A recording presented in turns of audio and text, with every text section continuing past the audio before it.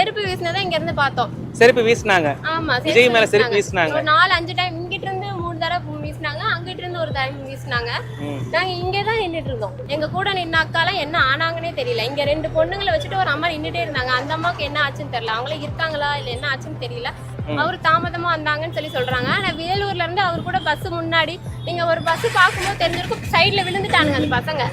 அப்படிங்கும்போது அவர் மெதுவா தான் வர முடியும். அவர் லேட்டா வந்தார். பொதுமக்களும் ஒரு காரணம் தான். அவங்க வந்து பஸ் பின்னாடி வராட்டி அவர் சொன்ன டைமுக்கு ஒரு 3 மணி நேரத்துக்கு முன்னாடியாவது அவர் வந்திருப்பாரு. இங்க இருந்து இங்க வர்றதுக்கே 1.5 மணி நேரம் ஆயிடுச்சு. வழியே விடல. எங்க கூட அந்த பொண்ணு மயக்கம் போட்டுருச்சு முடியாம. அதை தரன்னு இழுத்துட்டு போனோம். கூப்பிட்டோம், யாருமே வரல. அப்புறம் இங்க இருந்து கடைசியா கூட்டிட்டு போய் அந்த பொண்ணை அடி நடிச்சு அது மயக்கம் போட்டுருச்சு, எந்திரிக்கவே இல்லை. தண்ணி எல்லாம் மேல ஊத்தி விட்டு ஒரு அண்ணா தண்ணி பிடிச்சி கொடுத்துட்டே இருந்தாங்க. ஊத்தி விட்டுட்டு அந்த பொண்ணை எழுப்பி விட்டு அங்கேயே உட்காந்துருந்தோம். இங்க இருந்து கும்பல் அப்படியே ஃபுல்லா தள்ளிட்டாங்க. எப்படி தள்ளுனாங்கன்னு எங்களுக்கு தெரியல. இந்த இடம் தெரியுங்கண்ணா, ஆனா இந்த இடம் வந்து இங்கதான் இருந்துச்சுன்னு எங்களுக்கு தெரியல. இப்ப வந்து பார்த்ததுக்கு அப்புறம் தான் எனக்கே தெரியும். அந்த அளவு கூட்டம் இருந்திருக்கும், சரியான கூட்டம். என்னன்னா தண்ணி வந்து அங்கிட்டு இருந்து கொடுத்தாங்க தண்ணி, ஆனா எல்லாத்துக்கும் கொடுக்க முடியல.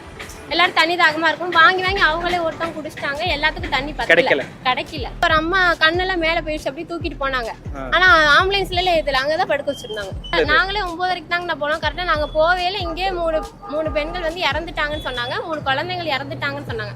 அதுக்கப்புறம் தான் ஒரு ஆம்புலன்ஸே நிறைய வர ஆரம்பிச்சுது. அப்பதான் எங்களுக்கு இந்த விஷயம் இவ்வளவு சீரியஸா இருக்கானே தெரியும். அது வரைக்கும் எங்களுக்கு இறந்து போனது எந்த நியூஸுமே தெரியாது.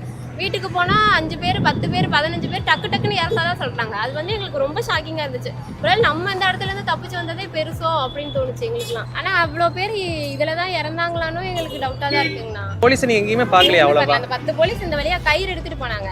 இந்த பக்கம் நீங்க நிக்காதீங்க, இந்த பக்கம் தான் வந்து பஸ் நிக்கும்னு சொன்னாங்க. அவ்வளவுதான். அதுக்கப்புறம் நான் பார்க்கவே இல்லை எங்கேயுமே. யாருக்கோ ஒருத்தருக்கு தான் டவர் கிடைச்சது. டவர் வந்து யாருக்குமே கிடைக்கல. எனக்குலாம் 9 மணிக்கு மேலதான் வீட்டுக்கு போனதுக்கு அப்புறம் தான் மெசேஜே வந்துச்சு, இவ்வளவு அவங்க எல்லாம் போன் பண்ணிருக்காங்கன்னு.